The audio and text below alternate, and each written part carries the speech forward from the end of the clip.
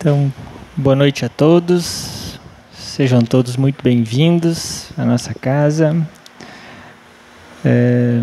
Vamos iniciar então a nossa conversa da noite e eu convido vocês a fazermos a oração inicial, que é praxe, né, em todas as nossas reuniões espíritas. Elevemos então o nosso pensamento ao nosso Pai Maior, com toda a nossa concentração, com o nosso fervor, em agradecimento, em primeiro lugar, porque estamos aqui reunidos, com saúde, dispostos a ouvir, dispostos a aprender, né?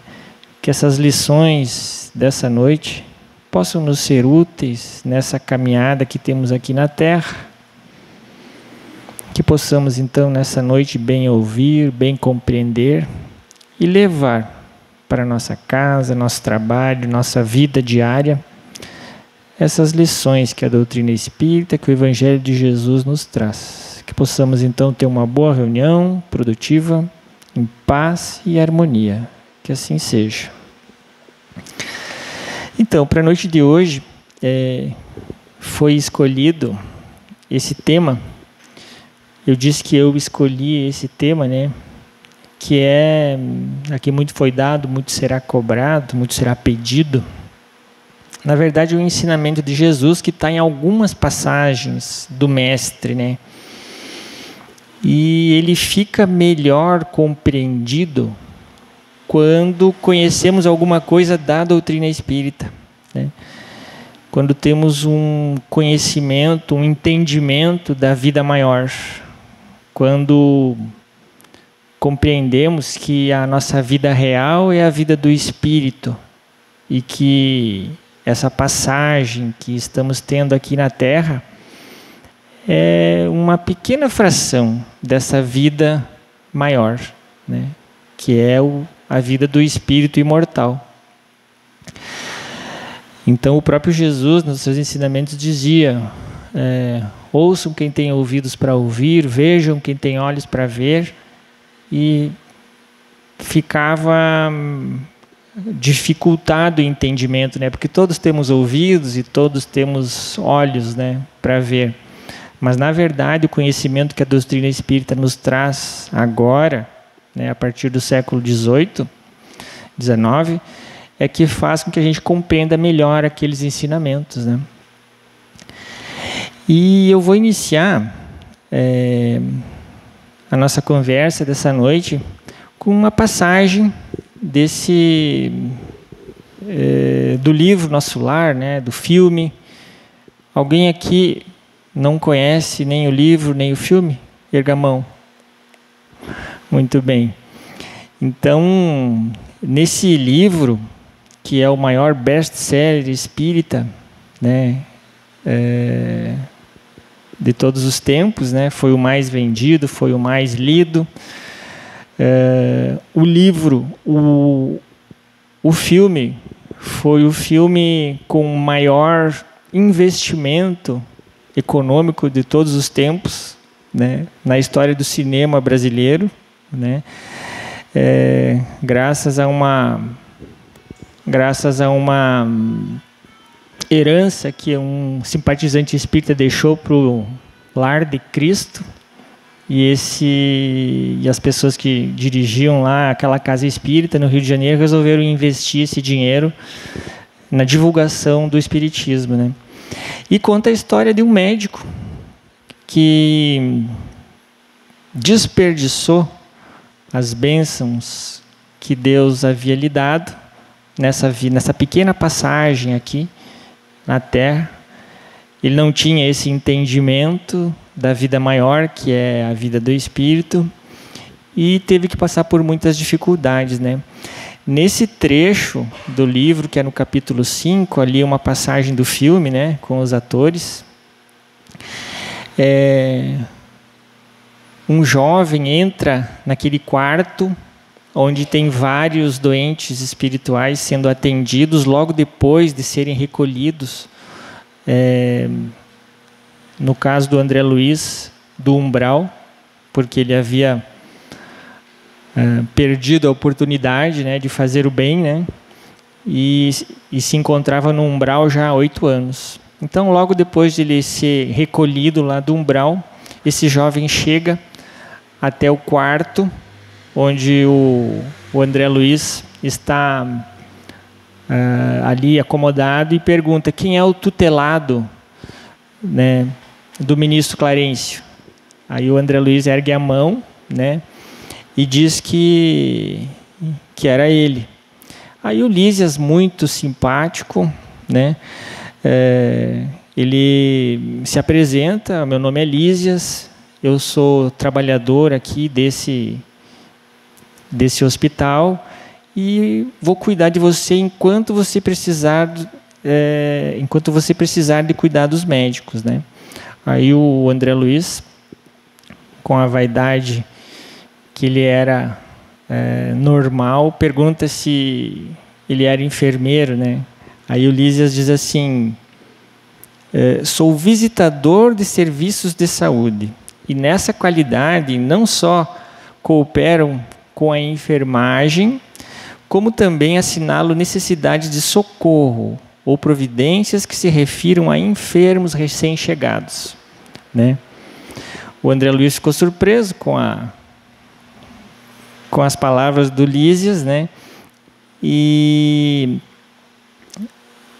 o Lísias, percebendo essa surpresa, né, ele explicou mais: noto que você é novo aqui em nosso lar, na colônia Nosso Lar, mas saiba que existem 80 visitadores como eu, apenas nesse nosso pavilhão, cuidando de mais de 1000 doentes, né? E o André Luiz fica surpreso novamente, né? E então, nessas condições, como você está assim, eu tenho 57 pacientes, né? E tenho também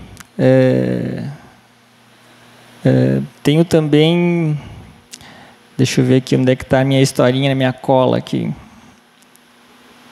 Aí então o André Luiz fica maravilhado, porque quando ele chega no hospital, né, ele vê as instalações modernas. Ele desencarnou na década de 1940 e ele vê instalações muito modernas, assim, né?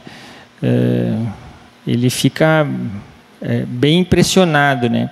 E ele logo começa a querer elogiar aquele lugar, né?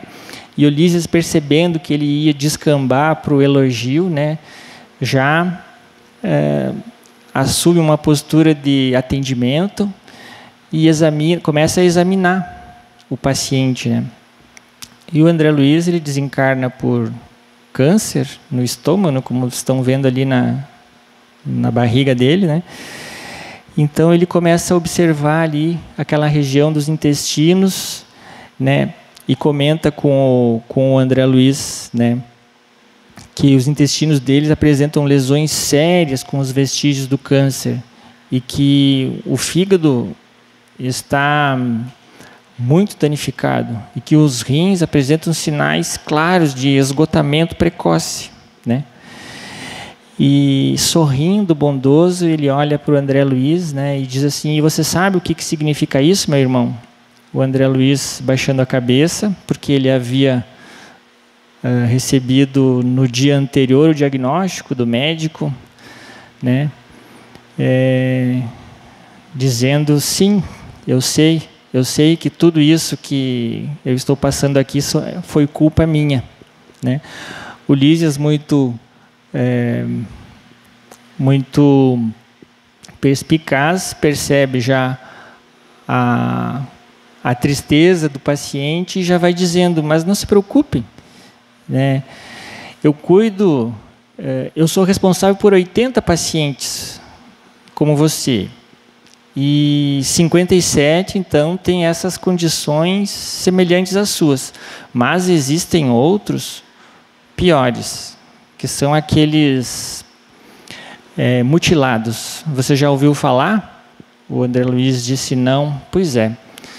Os espíritos mutilados, eles chegam aqui, por exemplo, aqueles que usaram os olhos para cometer crimes, chegam aqui com as órbitas vazias. Usaram os olhos no mal, chegam aqui com as órbitas vazias, mutiladas. Aqueles que utilizaram a facilidade da locomoção para cometer crimes, chegam aqui paraplégicos ou com as pernas amputadas. E aqueles que aqueles pobres obsidiados das aberrações sexuais chegam aqui invariavelmente como é que ele usa o termo aqui? Loucos, com extrema loucura, ele usa esse termo, né? Então, essas situações essa situação que você está vivendo, né? Nós estamos muito acostumados. Mas o Lísias, identificando então a perplexidade natural do André Luiz, prosseguiu. Então, o nosso lar não é propriamente uma instância de espíritos vitoriosos, né? As pessoas que chegam aqui chegam muito carentes, muito necessitadas, né? Muito doentes, né? Enfim, chegam aqui em situações muitas vezes lamentáveis. Mas, aqui na colônia, nós temos o abençoado trabalho que Deus permite que tenhamos, né? E Deus, Ele não nos retira a alegria do serviço no bem. Olha só que ele vai contando ao André Luiz, né, como é que funciona. Ele vai contando que ali, aquele hospital com 1000 doentes, é apenas um dos pavilhões, um dos menores, né? E o André Luiz vai ficando cada vez mais impressionado, né, com a situação. Lembrando que ele é recém-chegado ali naquele ambiente onde ele estava lá no umbral, né? Sendo que o Lísias faz uma pequena pausa, o André Luiz diz assim: mas continue, meu amigo, esclareça-me, sinto muito aliviado e tranquilo aqui. Não será essa região que nos encontramos um departamento celestial dos espíritos eleitos, né? Com aquela vaidadezinha que ele tinha, que ele trazia aqui da Terra, né? O Lísias sorri para ele e explica, né? Recordemos, meu amigo, um antigo ensinamento que se refere a muitos chamados e poucos os escolhidos, né? Muitos chamados e poucos os escolhidos. E é exatamente nesse ponto que nós vamos nos deter na nossa reflexão, né, depois. E Lísias, então, vagueando o olhar no horizonte, como a lembrar de algumas experiências que ele tenha passado em recordações mais íntimas, acentuou: as religiões nos convidam para um banquete celestial. E como é que eles dizem aqui? Um banquete celestial. Em sã consciência, qualquer pessoa que tenha chegado perto das noções do que é Deus, né, ele não pode alegar ignorância, né? Incontável, então, são os números das pessoas que são os chamados, mas muito poucos aonde estão aquelas pessoas que atendem ao chamado de Jesus. Então, muitos são os chamados e poucos os escolhidos no ensinamento do Cristo, né? Inclusive, todos nós somos chamados, né? a seguir os ensinamentos do Mestre, somos chamados a fazer o que é correto, o que é ético, né? Mas, com raras exceções, né, a massa humana segue esse chamamento e consegue chegar em situações privilegiadas no retorno ao mundo espiritual, né? A maioria de nós, com raras exceções, preferimos seguir o caminho mais fácil, o caminho, muitas vezes, do erro, da luxúria, do sexo desvairado, do egoísmo, do orgulho, né? E Lísias continua contando para o André Luiz que multidões todos os dias chegam ao mundo espiritual e ficam vagando na crosta da terra, né? Muitas vezes de forma demente, doente, ignorando a própria situação, né? André Luiz fica muito admirado e pergunta, né? André Luiz fica muito admirado, e Lísias percebe essa admiração do André Luiz, né? Então ele diz assim: acredita você, meu irmão, que porventura, depois da morte, seríamos conduzidos a um local, a planos superiores, apenas porque morremos? Né? Não. É preciso, aqui no mundo espiritual, há muito trabalho, há trabalho pesado. E quando temos débitos, quando cometemos erros nas nossas vidas anteriores, porque as nossas reencarnações são solidárias, quando cometemos esses erros, por mais que tenhamos atingido níveis espirituais elevados no mundo espiritual, né, é preciso que retornemos e corrigimos os nossos erros. Por mais que lá tenhamos aprendido, estudado, né, quando nos damos conta, não seria justo que outra pessoa resolvesse os problemas ou consertasse os problemas que nós deixamos aqui, os males que fizemos para outras pessoas. Então nós é que vamos corrigir esses males, reencarnando novamente quantas vezes for necessário, né?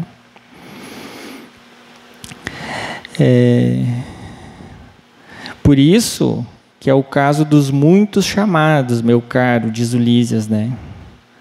O Senhor não esquece ninguém, Ele chama a todos, né? Nós que muitas vezes não atendemos ao seu chamado e não cumprimos muitas vezes a tarefa que nos cabe nessa reencarnação, né? O entendimento da vida nos faz saber que as reencarnações são solidárias umas com as outras e que em cada vez que retornamos aqui temos algumas tarefas. E essas tarefas estão relacionadas à nossa família, ao nosso trabalho e aquelas situações que temos que viver no nosso dia a dia, né? André Luiz, ouvindo tudo isso com muita atenção, se emociona, começa a lembrar dos próprios erros, né? E comenta como ele havia sido perverso na última reencarnação. Por isso que ele retorna, fica 8 anos no umbral, né? Fica perdido, fica doente lá, né? E é recolhido 8 anos depois pelo ministro Clarencio, seu tutor, né? E antes que ele comece a reclamar, o bondoso enfermeiro, visitador Lísia, né, coloca a mão nos lábios deles e diz: cale-se, meu irmão, porque é preciso que a gente compreenda, se arrependa e planeje. O arrependimento vai fazer com que a gente planeje consertar tudo que fizemos de errado, né? Então, baseado nesse pequeno trechinho da história, né, nós vamos trazer alguns ensinamentos do Cristo para que a gente possa refletir e compreender esses ensinamentos, né? Então, esse ensinamento está lá no capítulo 18, né? Muitos os chamados e poucos os escolhidos, capítulo 18 do Evangelho. Quem quiser ir lá e ler ele todo, né? Poderá entender e refletir melhor com mais tempo. Mas nesse trechinho de Lucas, capítulo 12, versículo 47 a 48, Jesus nos fala desse compromisso que nós temos, né, quando reencarnamos, né? Porque aquele servo que soube a vontade de seu Senhor e não a percebeu, e não se apercebeu, e não obrou conforme a sua vontade, dar-se-lhe-ão muitos açoites. Mas aquele que não soube a vontade do seu Senhor e fez coisa digna de castigo, levará poucos açoites. Porque a todo aquele a que muito foi dado, muito será pedido, e ao que muito confiaram, mais conta lhe tomarão. Jesus, como educador, como melhor educador que já habitou o planeta Terra, se aproveitava das situações do dia a dia, do ambiente, para que fixasse o ensinamento, né? Por isso nós temos esses ensinamentos, porque Jesus não escreveu nada, né? E às vezes fica meio incompreensível, né? Sem a noção da vida futura que nós temos hoje, que a doutrina espírita nos dá, né? Então, aquele servo que sabia que estava errado e fez errado, no ensinamento de Cristo, merece mais açoites. E aquele servo que fez errado sem saber, merece menos. Esse era o costume da época. Naquela época a escravidão era muito comum, né? Graças a Deus hoje não temos mais isso. Mas o ensinamento ficou fixado, né? E o mesmo se dá com as nossas tarefas aqui na reencarnação. O quanto a gente sabe do que é certo e do que é errado, né? Quem não sabe que mentir é errado? Quem não sabe que roubar é errado? Né? Jesus veio e ensinou muita coisa. Seja indulgente, perdoe, né? E ele diz, né, que quem quer que conheça um pouquinho não vai ter desculpa de dizer que não sabia. Daí vai merecer mais açoites, né? Mas não vamos nos preocupar, porque vem o consolo também depois, né? Não é só açoites. Num outro trechinho de João, capítulo 9, Jesus lhe disse: eu vim a este mundo para exercitar juízo, a fim de que os que não veem, vejam, e os que veem, tornem cegos. E ouviram alguns dos fariseus que estavam com ele e disseram: logo também nós somos cegos? E Jesus lhes respondeu: se vós fosseis cegos, não teríeis culpa. Mas como vocês dizem que enxergam, fica comprovado então a vossa culpa, né? Os fariseus eram a classe dominante naquela época de Jesus, né? Eles tinham o domínio político, econômico, religioso daquela época. E eles eram muito hipócritas. Jesus muito combatia os fariseus. Eles diziam o que as pessoas tinham que fazer, mas eles não faziam, né? E Jesus combatia muito eles. Então eles sabiam o certo e o errado, porque eles haviam recebido essa orientação. Eles eram estudiosos, o Sinédrio, né? Existiam os doutores da lei. Então ele diz: se vocês não enxergam, vocês só são culpados porque vocês enxergam, vocês receberam o ensinamento. Porque se vocês fossem cegos, vocês seriam desculpáveis, né? Nesse sentido, é que nós vamos trazer para a nossa realidade, nós vamos olhar para essa reencarnação, né? Qual é o sentido da vida, da minha vida nessa reencarnação? Por que que eu vim? Quais são as tarefas que eu tenho que realizar dentro da minha família? O que Jesus ensinou que eu posso colocar em prática dentro do meu trabalho, dentro da minha família, né? Daí no Evangelho, os espíritos eles são muito, eles consolam muito, né? Mas eles às vezes, quando precisa apertar, eles apertam. E eles dizem assim: quem quer que conheça os preceitos do Cristo é seguramente se não os praticar, né? Então, eu fui fazer uma pesquisa no Google e descobri que o cristianismo é a maior doutrina vigente no nosso planeta, né? 1/3 da população, 31% das pessoas do nosso planeta são cristãs. E as outras, então, dividida entre as outras religiões, a muçulmana em segundo lugar, depois vem os ateus, aqueles que não, os materialistas, enfim. Apenas 30% da humanidade conhece os ensinamentos de Jesus. Mas desses 30%, há muitos que não leem. Daqueles que leem, há muitos que não compreendem. E daqueles que compreendem, há muitos que não põem em prática. Por isso que há muitos chamados e poucos os escolhidos, né?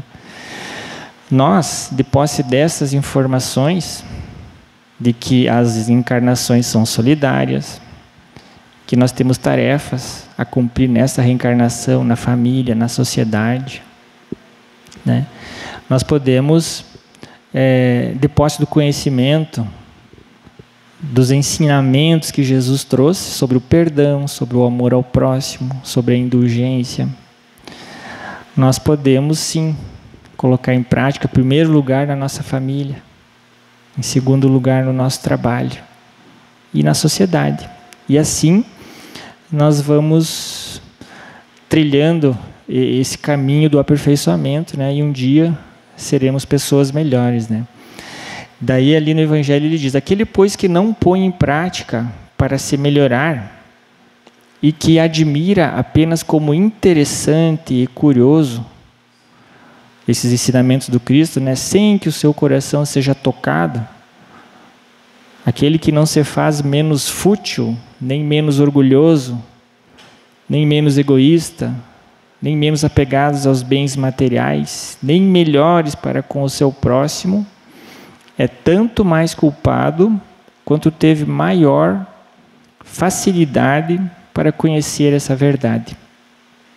Aí ele diz que os espíritas são aqueles que tiveram mais acesso a esse conhecimento.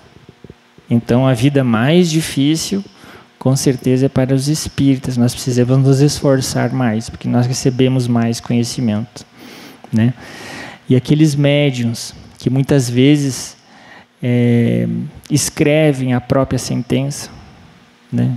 Porque nas comunicações mediúnicas o médium escreve ou fala a triste vida dos espíritos, como o André Luiz, que teve uma vida material, né?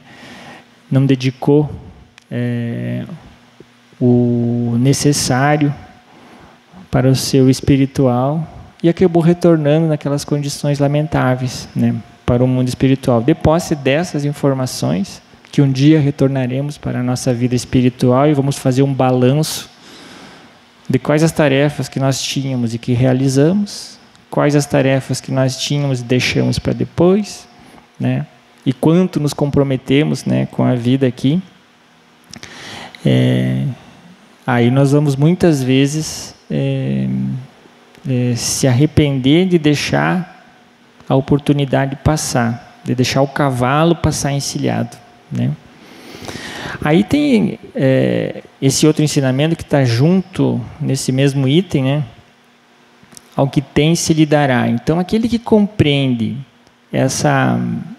esses ensinamentos do Cristo, aquele que compreende a nossa vida maior, que as encarnações são solidárias, aquele que compreende a lei de justiça, que ninguém escapa à lei de justiça, né? E se esforça para cumprir, então ao que tem essa compreensão, ele vai conseguir chegar no mundo espiritual em condições melhores. Então, ao que tem se lhe dará.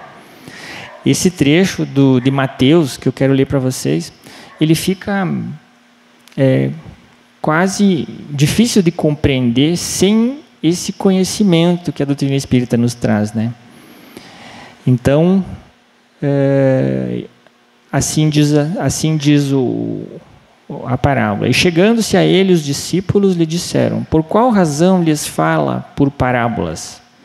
E ele respondendo lhes disse: porque a vós vos é dado saber os mistérios do reino dos céus, mas a eles, o povo, né, não é concedido, porque ao que tem se lhe dará, ao que compreende os ensinamentos e coloca em prática e se esforça para botar em prática, se lhe dará, né?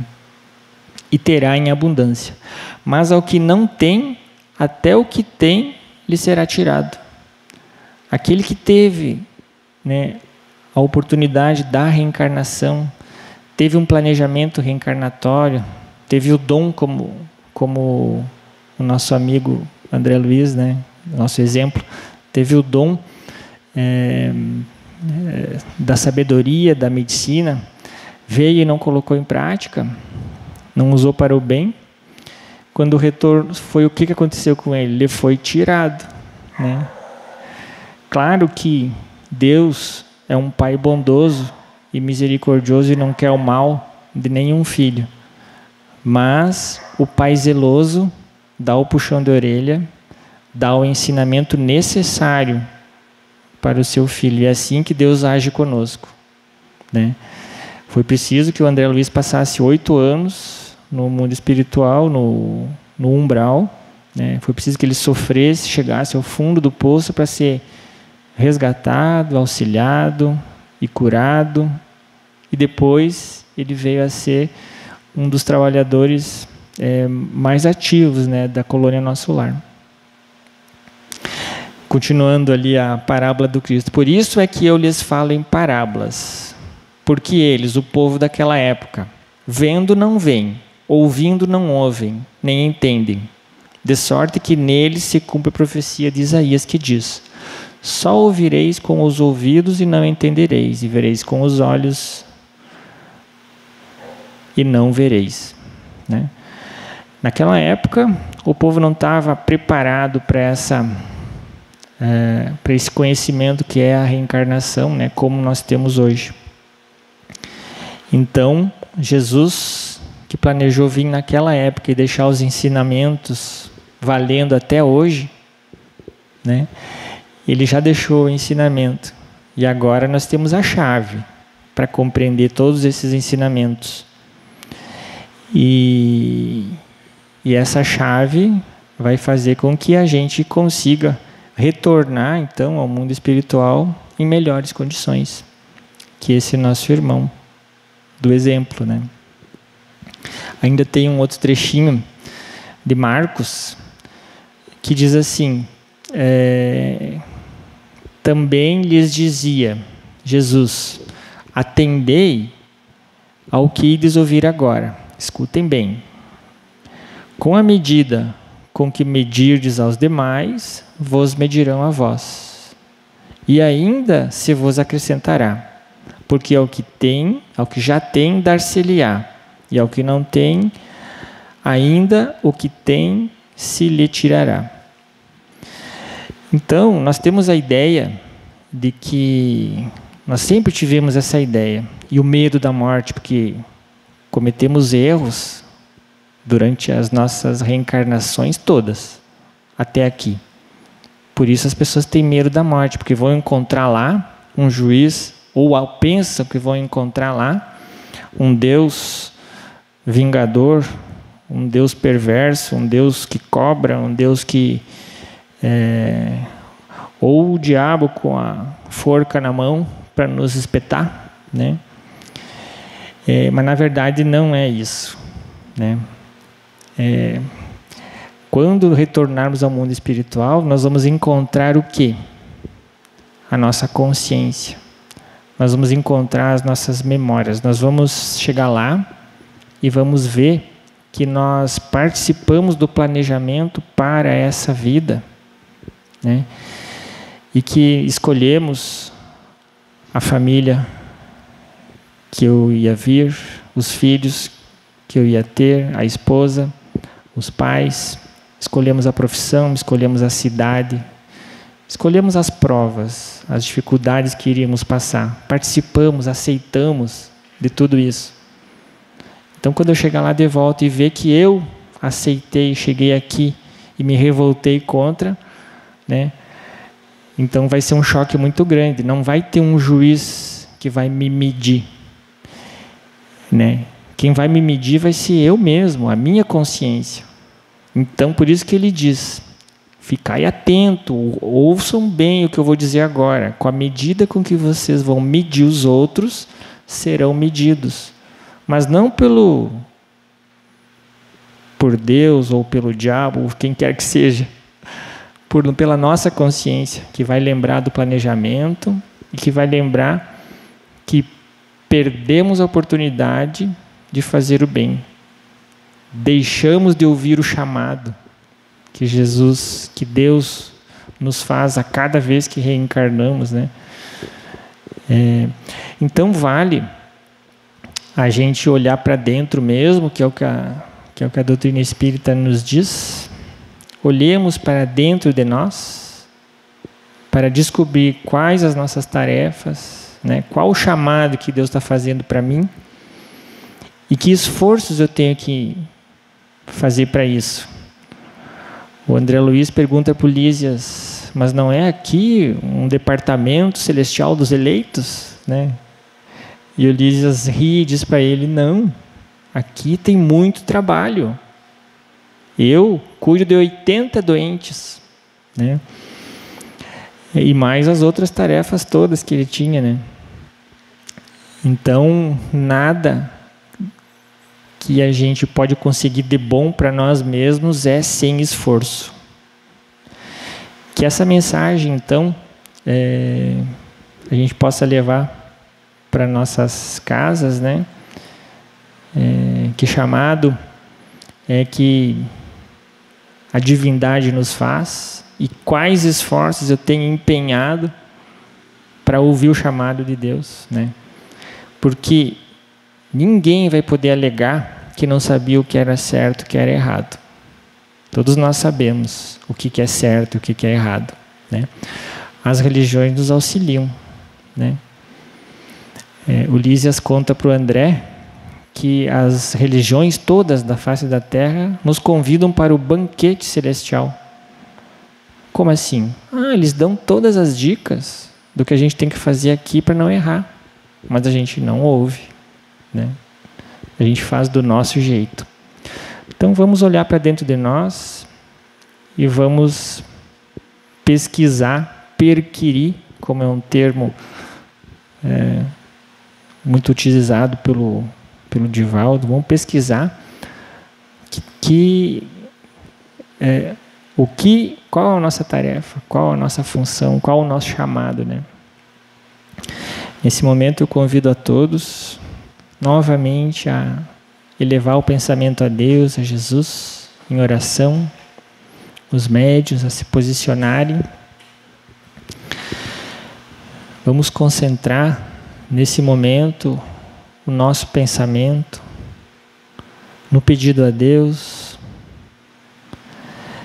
E nesse momento vamos pedir por nós mesmos em primeiro lugar, porque só é possível darmos quando estamos bem, né? Vamos pedir ao Pai nesse momento por nós, em primeiro lugar, que Ele nos dê saúde, que Ele nos dê paciência, resignação, força e coragem para que possamos seguir em frente nessa vida, nessa reencarnação, enfrentando e vencendo todas as dificuldades, todas as provas, todas as dores, todos os males que a vida aqui na Terra pode nos oferecer. Estendendo, por caridade moral, podemos pedir ao Pai que abarque a todos os nossos familiares, nesse pedido. Todos os nossos amores, todos os nossos queridos, todos os nossos amigos, todos os nossos conhecidos, companheiros de trabalho, companheiros na sociedade, estendendo um pouco mais a benevolência para com todos. Vamos pedir por aqueles que sofrem mais nas provas mais agudas aqui da terra e que nesse momento se encontram lá nos hospitais, nos asilos, nos orfanatos, nos presídios, nas guerras que infelizmente ainda temos. Que Deus os abençoe e cuide a todos. Vamos pedir também pela paz mundial, enviando bons pensamentos a todos os nossos líderes mundiais, que eles decidam os rumos do nosso planeta, sempre pensando na coletividade. Vamos também pedir pelos nossos governantes, presidente, deputados, prefeitos, governadores, vereadores, que eles decidam os rumos da nossa sociedade sempre da melhor maneira possível. Muita paz e muita luz a todos. Que assim seja. Uma boa noite a todos, um bom retorno e até a próxima semana, se Deus quiser.